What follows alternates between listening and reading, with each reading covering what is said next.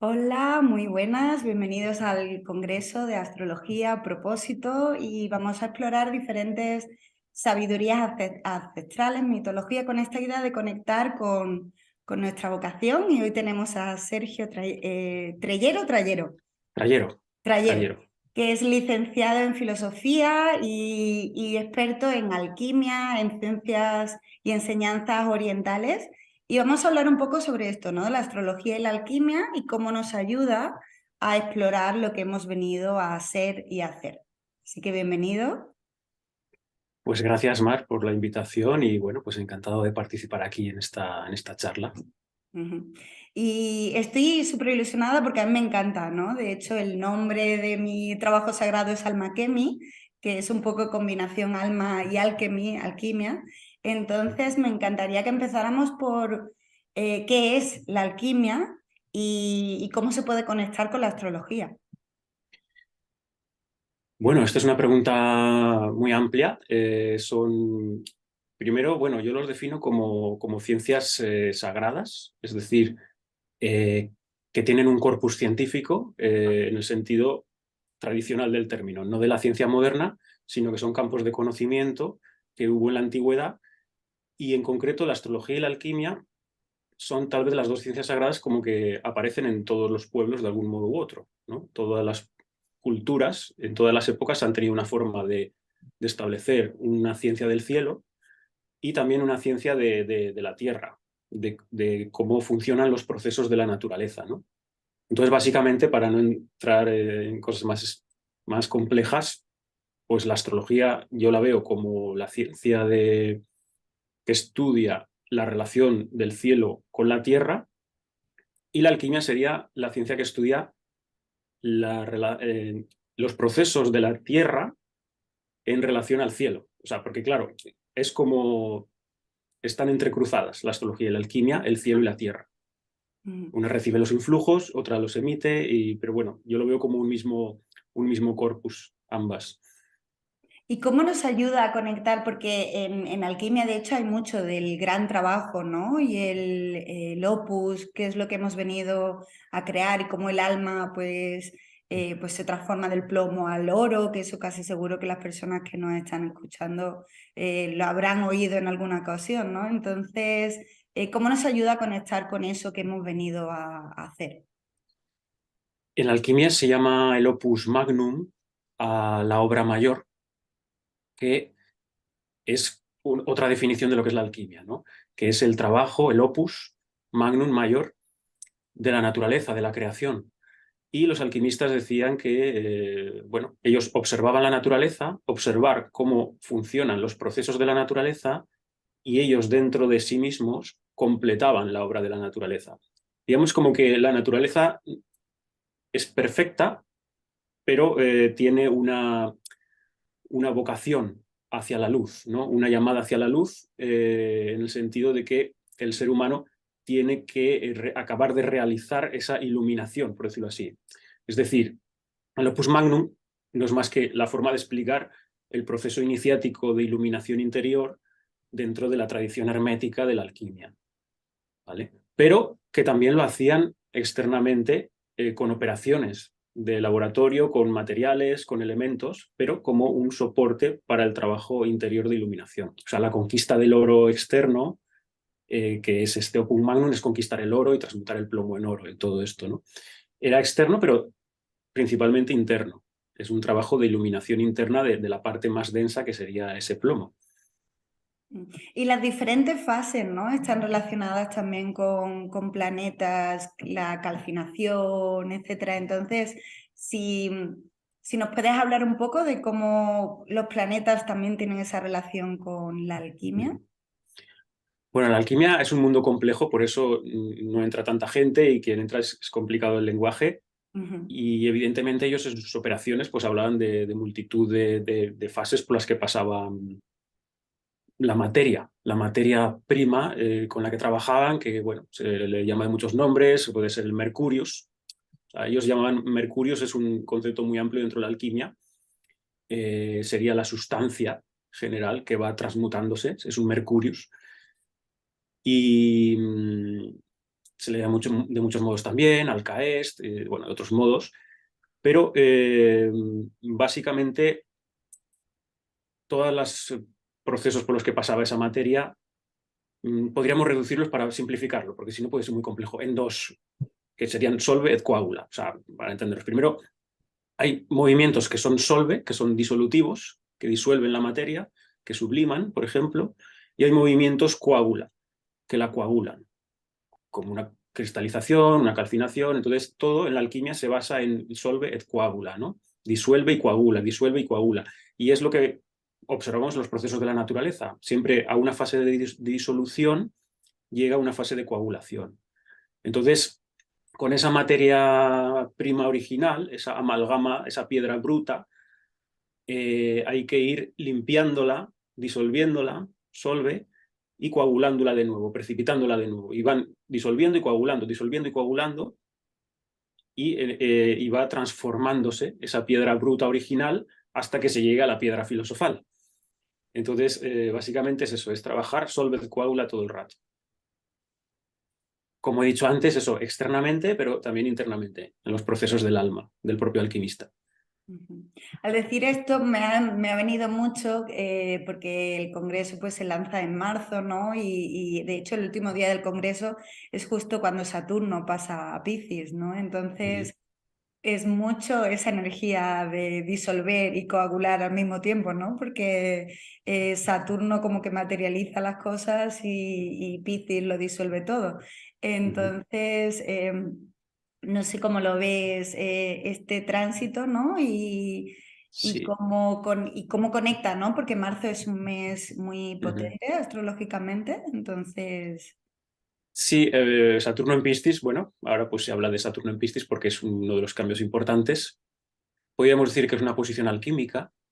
Si lo encaramos así alquímicamente, pues Saturno tiene dos lados desde una visión alquímica. O sea, tendría un lado solve y un lado coágula. Aunque lo solve y lo coágula lo podemos ver en todo, ¿eh? Ujú. Entonces, Saturno es muy solve porque Saturno es la muerte. Y Saturno te quita cosas, te quita lo que no eres, y en ese sentido te hace un solve, te hace una disolución. Saturno te produce crisis. Saturno es la entrada a la muerte iniciática, la primera muerte, que es entrar en una fase en negro. Cuando mueres al mundo profano, todo te aparece, entras en una fase de disolución muy fuerte, que es ese nigredo que hablaba de la alquimia. Entonces, Saturno es muy solve, es muy solve. Pero también desde la alquimia, ¿eh? Pero desde la astrología, pues sí que se le da una componente más coágula, porque Saturno tiene que ver con la estructura de la realidad material, con la densificación, entonces también tiene un lado coágula. Entonces, en Piscis sí que es muy solve, es un signo muy solve, evidentemente es el último signo, es el que disuelve todo. Entonces, Saturno en Piscis puede ser súper solve, súper disolutivo, de soltar cosas, de disolver todo, vamos, de disolver la materia, Saturno, es el plano material, como disolverlo, y en ese sentido puede producir más pruebas, por ejemplo, a través de enfermedades, a través de procesos del alma complicados, que haya que transitar el dolor, el sufrimiento. Eso sería un lado muy solve, que está limpiando mucho el alma, Saturno en Piscis. Pero por otro lado también daría una opción coágula de Saturno en Piscis, como de coagular, coagular el alma, ¿no? O hacer un trabajo espiritual más maduro, más estructurar un poco todo lo pisciano, o dar forma a todo lo pisciano. Que todo lo cristiano pues, puede ser la espiritualidad, la conexión con lo trascendente. Entonces es como que no quede ahí disuelto o evasivo, sino que podamos cristalizarlo y darle una forma concreta a nuestro camino espiritual, por ejemplo, ¿no? O a nuestra conexión con lo trascendente. Entonces eso es así un poco por encima, una Ujú. interpretación un poquito así más alquímica de No, pero Saturno. claro, tiene mucho sentido y siempre, claro, yo siempre lo he visto mucho como eso, los obstáculos, ¿no? Que nos muestran al final en qué parte no estamos siendo auténticos con nuestra alma, pero claro, eso es una muerte y una disolución también, ¿no? Y después, como estructuramos, yo lo siento mucho este tránsito como esa oportunidad también de estructurar pues, el trabajo con los sueños y las palabras siempre trabajo, Exactamente. responsabilidad, Mm, integridad, ¿no? Es mm, como, y dedicarle tiempo y energía, ¿no? De decir, mm, si realmente queremos materializar algo en Piscis, además, que es mm. como tan Sí, etéreo, pues necesitamos realmente ponernos todos los días y tener una práctica, etcétera, ¿no? mm, Entonces, sí, sí. Aunque yo lo veo muy solve, ¿eh? Lo veo Saturno en Piscis, estos sí. 2 años y medio los veo muy disolutivos. Y luego cuando entre en Aries sí que es un coágula. Ujú, Porque el paso de Piscis a Aries sí que es de un solve, el último solve, la última disolución de Piscis, y en Aries ya se coagula una nueva forma, nace una nueva forma. Porque Aries ya es fuego, es sulfur, es un... Aries, los antiguos alquimistas también lo asociaban al sulfur, al azufre, que es un elemento ya coágula. Entonces, el paso de Piscis a Aries es mucho del solve al coágula. Entonces, ahora hay que disolver muchos karmas residuales con Saturno en Piscis.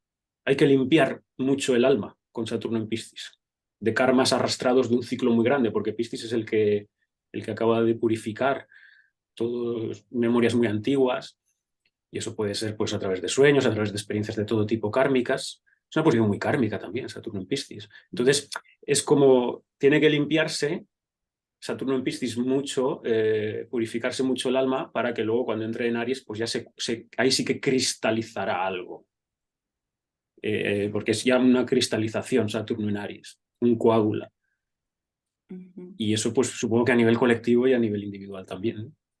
Claro, el área de la vida en la que tengamos Ujú. Piscis, ¿no? Para cada persona. Sí, Y claro, con Plutón en Acuario, por ejemplo, en alquimia los planetas transpersonales no, tradicionalmente no se tienen en cuenta, ¿no? no. En alquimia se trabaja con el septenario y no se consideran los planetas transpersonales modernos, Ujú. aunque bueno, también podemos hacer una visión más alquímica también, especialmente de Plutón, por los cambios que mueve, ¿no? Sí, ¿y cómo lo Pero interpretarías? ¿Cómo sería desde una visión alquímica este Plutón en Acuario? Que también sucede en marzo, ¿no? Entonces, como... sí. Mm, A ver, Plutón sí que, bueno, dentro de la definición que se ha hecho de su arquetipo, sí que, aunque no esté en el septenario, sí que se ha asociado mucho que es el alquimista, que tiene que ver con los procesos de transmutación, de transformación, de alquimia en general. Bueno, el arquetipo de Plutón es el alquimista, el chamán, el mm. brujo, el que transforma también, ¿no? También puede ser el vampiro, el diablo. Hay muchos arquetipos, ¿no? De Plutón. Entonces, puede ser el alquimista. Y es alquimista ahora, sobre todo a nivel colectivo, el que mueve los procesos de transformación a nivel colectivo, pues va a entrar en Acuario.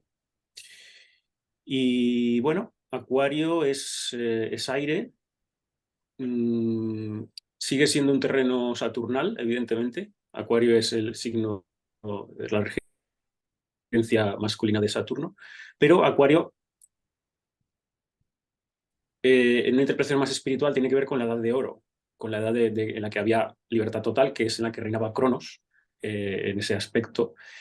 Y Plutón en Acuario sería como una invitación a dar un salto para conectarnos con ese estado de, de quietud interior, de paz mental, que nos conecta con ese estado de la edad de oro.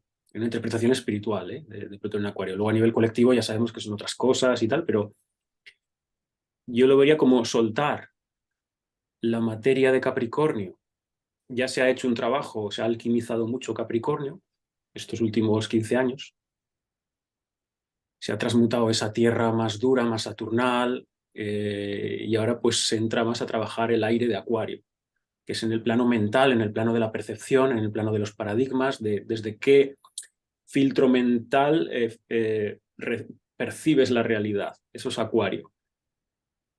Entonces, de tu perspectiva intelectual, tu perspectiva de tu modelo cosmológico, tu paradigma perceptual de la realidad, eso es Acuario. Entonces, Plutón en Acuario va a alquimizar todo eso. Entonces, es una oportunidad para transmutar eso y llegar a la visión espiritual de Acuario, que es la visión de la realidad no dual. La visión de que todo, que no hay dualidades, sino que todo es, pues, todo está unificado, por decirlo así. Mm. Y es muy interesante, ¿no? Porque, por lo menos desde la perspectiva, como yo lo escucho a veces, ¿no? Lo recibo mucho, que se ve como este Acuario, como el signo de todo es luz y amor, un poco, ¿no? Y, y claro, hay la no dualidad, pero como al final el regente también, porque lo has mencionado, pero me encantaría que hablaras un poco más de cómo Saturno rige tradicionalmente también Acuario, ¿no? Es Capricornio y Acuario. Y entonces, ya al aparecer Urano, pues ahí está parte más revolucionaria de Acuario. Pero, ¿cuál es la diferencia para ti entre esa... No sé si usa los dos regentes o usa solamente los tradicionales. Los tradicionales son los prioritarios y luego los modernos yo los miro más en astromundial a nivel colectivo, pero la regencia tradicional se mantiene para mí. El Ujú, septenario es lo que define, por sus dobles regencias se despliega los 12 signos, entonces no podemos descuidarlo, ¿no? ujú, ujú, ujú, Sí, Saturno, como he dicho, es el regente de Acuario. Entonces, a ver, Acuario es un signo frío, ujú. en el sentido, bueno, a ver, es aire, el aire es húmedo también, pero bueno, en un sentido mental, la frialdad de la mente, de la distancia, de ver las cosas en perspectiva, desde esa, quiero decir, frío en el sentido no emocional, ¿vale? Acuario es no emocional, es más mental, entonces eso es algo saturnal y es un signo fijo. Entonces, esa fijeza que es de un signo fijo también es algo saturnal, pero sobre todo el tema de que he dicho de que Saturno en el aspecto de Cronos era el regente del hada de oro. Entonces, bueno, hay un aspecto ahí de la edad de oro se describe como una edad de absoluta libertad, que por cierto es lo que se recrea ahora en el carnaval, en el La mes de Saturnal. Acuario. Es una Mm, recreación de que se eliminaban las clases sociales, los roles sociales y se vivía una especie de libertad o libertinaje o tal, y era una recreación en el mes de, bueno, viene de las Saturnales de Roma, pero ahora es en el mes de Acuario que se celebra el carnaval. Y eso es eso, una recreación así un poco de ese estado de libertad total de Acuario, que era lo que había en la Edad de Oro. Y era, Saturno era el mantenedor. Saturno, en un sentido espiritual, sería lo que los hindúes llaman el Dharma. El Dharma es la ley universal que mantiene todo en equilibrio. Y en la Edad de Oro, pues todo se regía bajo ese Dharma, bajo ese Saturno. Entonces, ese sería el Saturno regente, o al menos yo lo veo así, regente de Acuario, en el sentido más, una interpretación así más espiritual, ¿eh? ujú, ujú, ujú. Y porque yo creo que se olvida a veces, al menos en mi perspectiva, ¿no? De decir y después también la idea de la era de Acuario como realmente tiene que ver más con la precesión de los equinoccios, ¿no? Que Sí. no es realmente el signo de Acuario, sino el hecho de que la constelación esté pasando al signo de Exacto, es que eso Aries. es una teoría moderna ya. Eso es una Ujú, teoría moderna. ujú. Y cómo nos ayuda todo esto a descubrir un poco lo que nuestra alma ha venido a ofrecer, ¿no? Porque yo siento también ahora con Júpiter en Aries, pasando después a Tauro, y es un poco la idea también de crear este congreso más vocacional, ¿no? Es decir, hay como esta llamada a ser un poco autónomo del sistema, o seguir trabajando por el sistema, pero tener cierta autonomía, ¿no? Con Júpiter en Aries, después pasando a Tauro, el nodo norte en Tauro, pasando a Aries, ¿no? Entonces, es como que hay mucha transformación a nivel colectivo con Saturno y Plutón, y después al mismo tiempo... yo lo siento mucho de que hay esa llamada de decir cuál es tu trabajo sagrado, ¿no? ¿Qué es lo que tú has venido a anclar aquí energéticamente? Ujú. Entonces, cómo estas ciencias, ¿no? sagradas nos ayudan a conectar con eso que hemos venido a ofrecer. Bueno, la astrología en sí, pues y como sabemos, en la astrología natal, porque también hay que decir que la astrología tiene muchas aplicaciones, como venimos diciendo, astrología mundial, en la relación con otras ciencias sagradas como la alquimia, que es lo que yo también trabajo más, pero la astrología natal, pues nos ayuda a través del mapa celeste de una persona, pues ver su individualidad, ¿no? Hacia dónde quiere florecer, hacia dónde quiere los potenciales, ¿no? Y también los aprendizajes, ¿no? Entonces, principalmente la astrología, en ese uso, la astrología genetríaca que llamaban los antiguos, pues puede ser de gran ayuda en un primer momento para reconocerse la persona su esencia individual, que luego eso también hay que trascenderlo, pero es como ver los personajes que te han tocado para jugar en este escenario de la vida. Entonces, la astrología sobre todo nos ayuda a eso, astrología natal. Ujú. Y dentro de la carta natal, ¿en qué, o sea, el medio cielo, me imagino, ¿no? Totalmente para lo que es el trabajo, pero ¿hay algo Puntos de que vocación. tú, ujú, que tengas en cuenta a la hora de, de compartir con una persona, ¿no? ¿Qué es lo que han venido a hacer como En general sería propósito? toda la carta, o sea, porque toda la carta es un todo Ujú, y es toda el alma de la persona unificada, es un todo y todo quiere manifestarse. De hecho, la idea es que no queden partes en sombra ni proyectadas en una carta natal. Entonces, el propósito de individual de la persona en cuanto a desarrollar sus personajes es todo. Pero luego hay unos puntos pues, que se les da más fuerza, tal vez. Si es a nivel vocacional, pues comúnmente se considera la parte alta de la carta, en torno al medio cielo. También la casa 9, ¿eh? La casa 9 y la casa 10. Son las dos casas tradicionalmente asociadas a la vocación, todo lo que está en el entorno del medio cielo. Entonces, de ahí se define mucho. Pero luego el sol también es muy importante a nivel de vocación, porque el sol sería más una vocación interna, e incluso en el sentido alquímico, que es la vocación en el sentido de lo que te realiza a ti, a tu ser. Eso sería el sol. Y también el ascendente también se puede considerar como punto de vocación. O sea, puntos así de vocación más fuertes yo los veo, pues el ascendente, el medio cielo y el sol, como los del propósito individual de la persona. ujú. Y se podría incluir si acaso el nodo norte El también, nodo ¿no? norte, te iba a preguntar si también tenías en cuenta el Se nodo puede norte. considerar también, sí, Ah, para trabajar la luna, aunque eso está en la esfera lunar todo. El eje de los nodos son ejes nodales, pero el nodo norte es el que nos conecta con la eclíptica solar. Entonces, el nodo norte, pues bueno, todo el eje de los nodos es una transición de lo lunar a lo solar que puede ayudar para ir a lo solar. Pero la finalidad es sol ascendente y medio cielo. Esos son así lo que se consideran como puntos más de vocación. Y debe haber o sea, el sol no solo es el medio cielo, porque a veces se habla siempre del medio cielo, pero el sol es muy importante. En la casa donde está el sol, la persona, porque es donde puede brillar más, donde puede expresarse más creativamente, donde tiene que ser uno mismo. Entonces, no puedes desconectarte de tu sol. O sea, es todo un conjunto, ¿no? mm. Y Venus y Marte, como los, porque por ejemplo, desde mi perspectiva, como yo soy muy experiencial, ¿no? Es decir, hay la parte intelectual de comprender la astrología, estudiarla y después sentirla, hacerla tuya y también basada como mucho en la experiencia, ¿no? Entonces, para mí, Venus y Marte como que ayudan mucho en esa hora de qué es lo que hemos venido a ofrecer, ¿no? Marte tomar acción y Venus pues abrirnos a recibir. Entonces, no sé cómo lo Venus y Marte interpretas están al servicio del sol. Ujú, Forman parte del círculo solar. Son solares en ese sentido. Son los dos brazos del sol, eh, Venus y Marte. O sea, están actuando al servicio del astro rey, del sol, del propósito solar.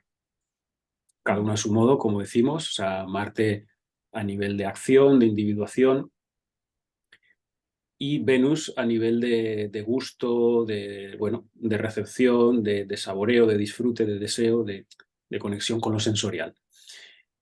Pero son solares, en el sentido, desde la alquimia, Venus y Marte son solares, forman parte de la segunda fase de la obra, que es la obra al rojo, que trabajan con la fuerza coagulante del espíritu solar.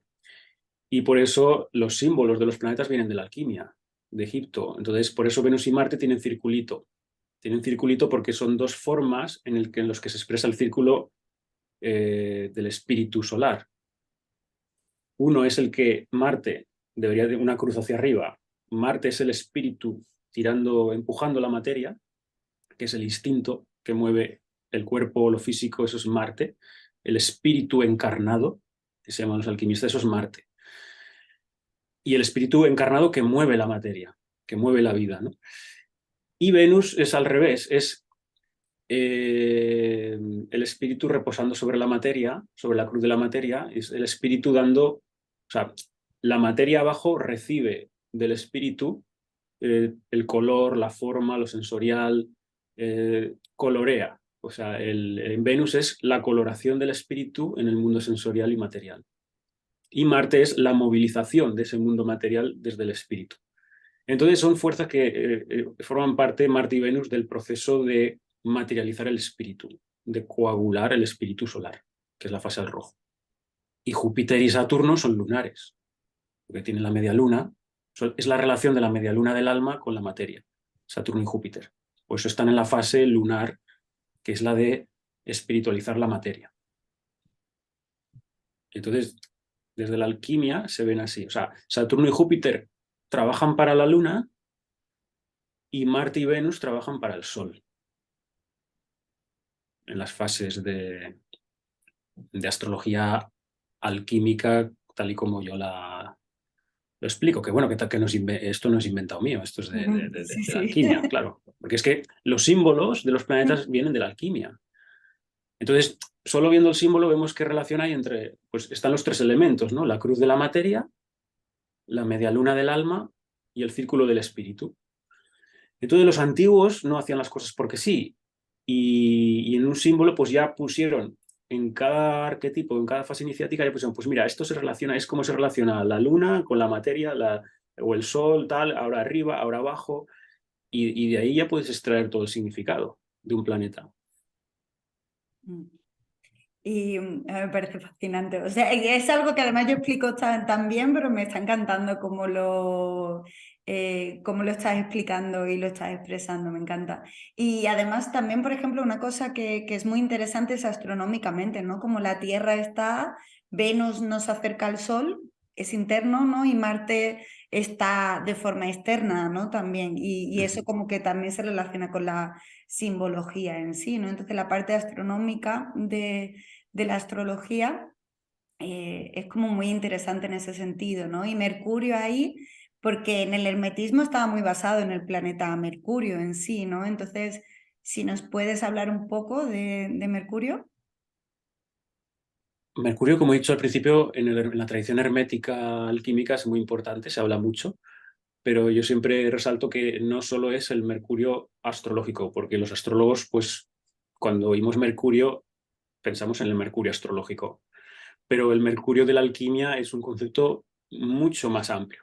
De hecho, es como, a veces la palabra Mercurio la usan para todo, es como el comodín de todo, ¿no? O sea, se refieren a Mercurio, el Mercurio de los sabios, el Mercurio filosófico, se dice que pues eso es el comienzo de la obra, es el fin de la obra, o sea, mm, lo ponen en relación con un aspecto solve, el aspecto solve que mencioné antes de la naturaleza, de esos procesos, sería Mercurio. Mercurio es una fuerza disolvente, es la fuerza disolvente de la realidad, de la naturaleza, ¿no? ¿Qué pasa? Que eso es muy amplio, o sea, pueden ser tanto las aguas primordiales de las que hablan muchas tradiciones en sus cosmogonías, que en el origen había unas aguas primordiales, por ejemplo, en Egipto era el mar de Nun, en Mesopotamia era Tiamat, o sea, antes de que se creara el cosmos es un acto coagulante, el primer acto coagula es la creación divina. Pero claro, eso se hace en una materia prima original, que son esas aguas universales. Entonces, esas aguas universales serían ese primer Mercurius, ese disolvente universal, que le llamaban también. Y ahí hay una fuerza, un sulfur que emerge, un coágula, que es el que crea la creación, ¿no? Que es un punto de luz. La Cábala, por ejemplo, lo describe como un punto de luz, una contracción y hay un punto de luz en ese infinito, y de ahí surgen todos los cosmos y todos los universos. Pero es desde un solve original, desde una materia prima original, se produce una coagulación, ¿no? Entonces, el Mercurius, una de las acepciones primeras es esa materia prima original, que es el solve en estado puro.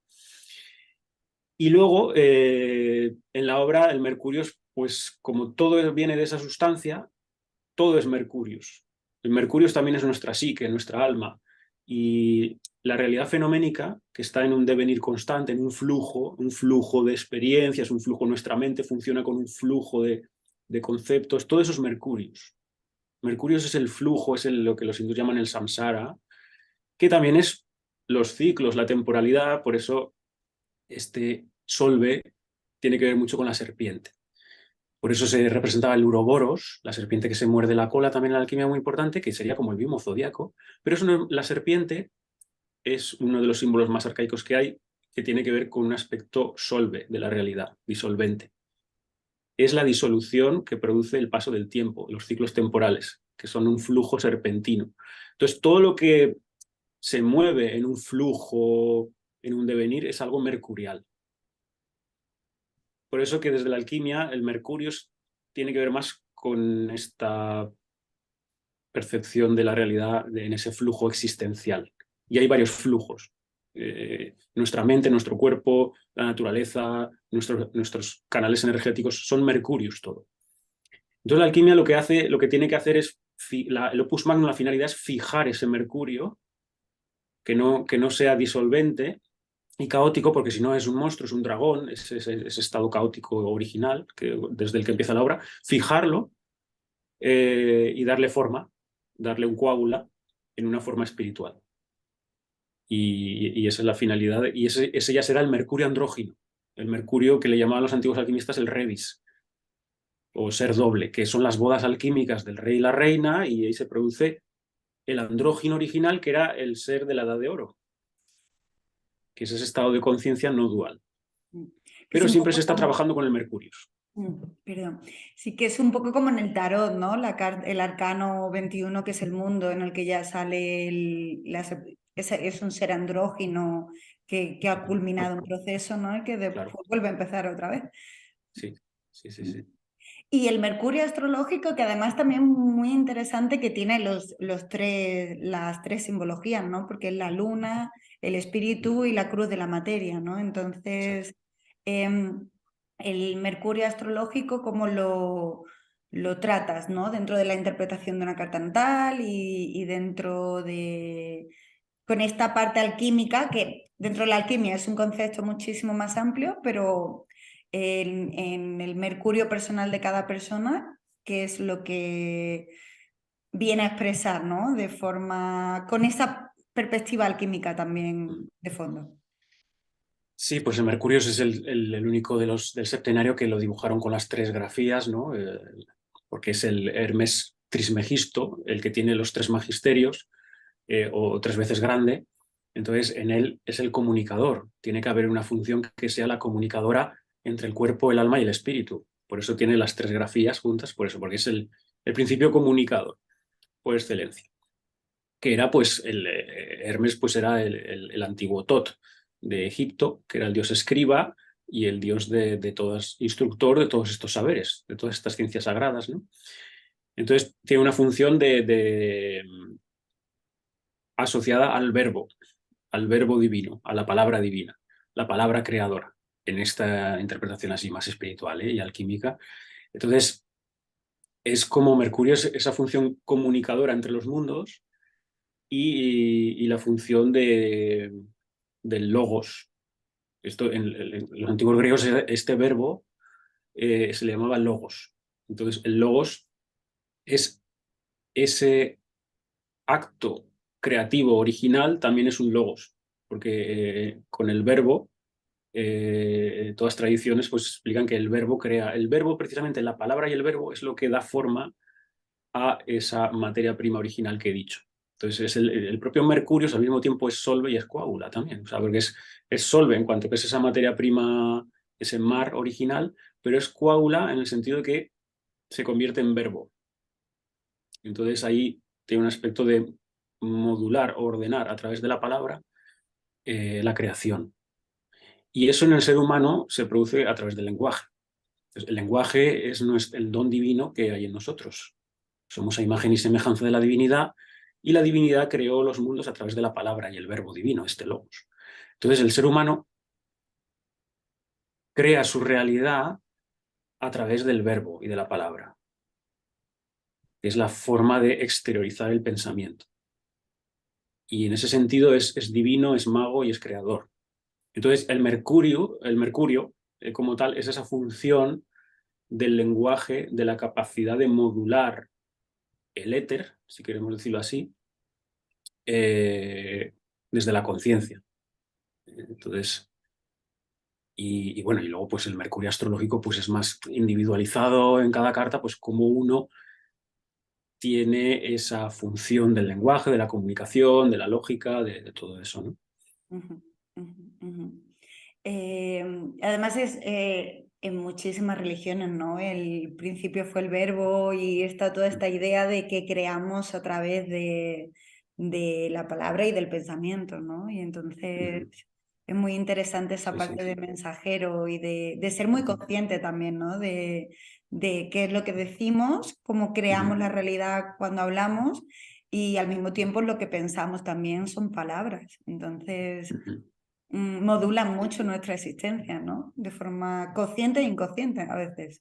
Todo lo mueve la mente y como, porque todo es mente, ¿no? Que se dice también en el sentido que se recoge también esotéricamente, pero que esto es lo que desde siempre se ha dicho desde el budismo, desde la India, por ejemplo, ¿no? Que la realidad no es más que una proyección de la mente. Entonces, todo está dentro de la mente, realmente no existe la materia como tal, solo existen percepciones mentales. Hay una mente individual, pero las mentes individuales están dentro de una mente divina, de una mente universal. Entonces, estamos todos en una matriz universal que podríamos decir que no es material, que es conciencia. Los budistas le llaman la mente hija y la mente madre. La mente hija es tu mente individual, pero la mente madre es esa matriz y en la que está todo metido. Y no es material, es mente, porque todo es percepción. Entonces, todo son percepciones. Por lo tanto, para que algo exista, tiene que haber un perceptor que le da realidad en su conciencia. Y eso es a nivel individual y a nivel universal, divino. Entonces, todo es mente, todo es Mercurius. Llegamos a lo mismo que decían los alquimistas. En el origen, en el medio y al final, siempre trabajamos con el Mercurio. Y todo es Mercurio, Mercurius.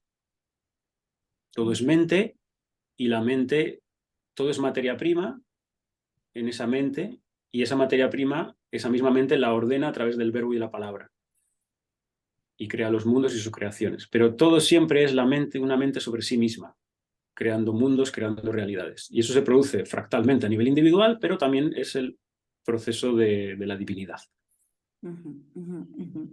Fascinante, me encanta. Que yo creo que aquí ahora es muy interesante para las personas que quieran aprender más, ¿no? Y bucear en toda esta sabiduría de la alquimia y de la astrología, que cursos tienes en este momento, también si hay algo en concreto en marzo en el que estés ofreciendo y si alguien ve esto más adelante, porque va a estar disponible todo el tiempo, Uh -huh. pues cómo pueden acceder para bucear en toda esta sabiduría que es como, ¡boom! Ahí queda. Claro, sí, Estos sí, son sí. años, ¿no? Son años, la astrología en sí son años y yo siempre Sí, lo sí, digo. todo esto, Y la sí, sí. alquimia, pues es toda la vida, ¿no? Bueno, Entonces, sí. sí, también esto es algo, por ejemplo, en mis clases de astrología que yo siempre lo digo mucho, ¿no? Es decir, el alma entiende, el alma comprende, pero o sea, no agobiarnos de querer asimilarlo todo súper rápido porque no, es algo muy saturnino al final, ¿no? También Es que lleva todos estos tiempo. saberes son muy Saturno, claro. Sí, sí, Sí, sí, sí, sí. sí, sí. No, a mí Entonces, yo en mi web astrologiasacra.com, ahí pues lo anuncio todo, lo puede ver la gente, también en las redes sociales, estoy como Astrología Sacra. ujú, Y sí, ahora en marzo empezamos un nuevo curso, bueno, que es la continuación del que ya empezó en septiembre de Ciencias Sagradas, y ahora en marzo pues es de Tradiciones Sagradas. O sea, es de marzo a junio, 2 sábados al mes, pues seminarios de cada tradición sagrada. Primero una introducción a nivel más del origen de dónde vienen las tradiciones, el sustrato que hay más chamánico, más original, y luego pues entraremos ya en las grandes tradiciones de la humanidad espirituales, ¿no? Ya mencioné aquí el budismo, el hinduismo, el tantrismo, el cristianismo más esotérico, el judaísmo más esotérico, que es la cábala, el Islam también más espiritual, que es el sufismo. Entonces, es un curso en el que exploramos pues, las diferentes tradiciones espirituales y esotéricas de la humanidad, las más importantes, y que es una continuación de lo que ya empezamos en septiembre. De eso, o sea, es un mismo curso en 2 partes. ujú. Y, y si, está. y tienen acceso también a lo de septiembre, ¿no? Si lo Sí, quiere. sí, se puede, las grabaciones se pueden adquirir también de las lecciones de septiembre y se puede empezar ahora también, o a quien le interese más el tema de las tradiciones sagradas, pues es lo que ahora, a partir del 11 de marzo, pues empezamos. Ese es el curso ahora que hay ahora. Y luego los cursos que doy yo, el de astrología alquímica, este ahora ya está empezado, porque este es un curso anual y la siguiente, pues bueno, empieza a finales de septiembre o principios de octubre, hasta Ujú. junio. Del 2023. Sí, de este año, pues entonces empezará Ujú, la ujú. siguiente edición. Y sesiones también, ¿no? Si alguien quiere una lectura desde la perspectiva alquímica, pues también puede ir a tu página, ¿no? También, o sea, también hago lecturas, o sea, normales de, pues, de carta natal, de revolución solar, de lo típico, pero si en algunos casos alguien quiere trabajar algún aspecto como más en el sentido terapéutico o alquímico, pues también se puede trabajar a través de remedios espagíricos u homeopáticos combinados con la carta natal. Eso también puede ser. Ujú, ujú. Pues muchísimas gracias, de verdad, me apasiona todo esto, entonces yo he aprendido muchísimo y espero que también las personas que nos estén escuchando también, ¿no? Es decir, además siento que hemos llegado a un momento muy de conectar y entonces me encanta cómo ofreces eso de diferentes tradiciones, ¿no? Sagradas a lo largo del globo y Además es cómo muy Saturno en Piscis también, Saturno en que Piscis. coincide, no he hecho aposta, pero coincide Saturno en Piscis ahora y eso es muy en sintonía con estudiar las grandes tradiciones espirituales de la humanidad. O sea que, Sí sí, que es sí. muy buen momento, ¿no? De bucear y de dedicarle pues tiempo, estudio, ese trabajo devocional, ¿no? De decir, realmente para convertirnos en maestros de algo, pues hay que dedicarle tiempo, normalmente, ¿no? Entonces, Eso, estamos en el plano concreto de la forma y ahí Saturno pues tiene sus tiempos y sus procesos también, evidentemente. exacto. Bueno, pues muchísimas gracias. ¿Algo más que te gustaría decir para terminar? No, nada más, pues gracias a ti, que bueno, que ha sido una conversación muy amena y muy bien, pues nada, pues encantado y nada, de saludar a toda la gente que lo pueda ver y bueno, y a seguir aprendiendo Ujú. en este flujo existencial de experiencias en el que estamos todos, ¿no?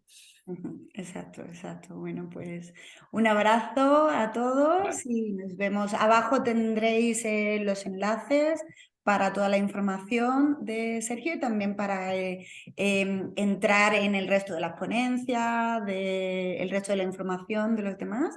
Lo tendréis debajo del vídeo y un saludo a todos.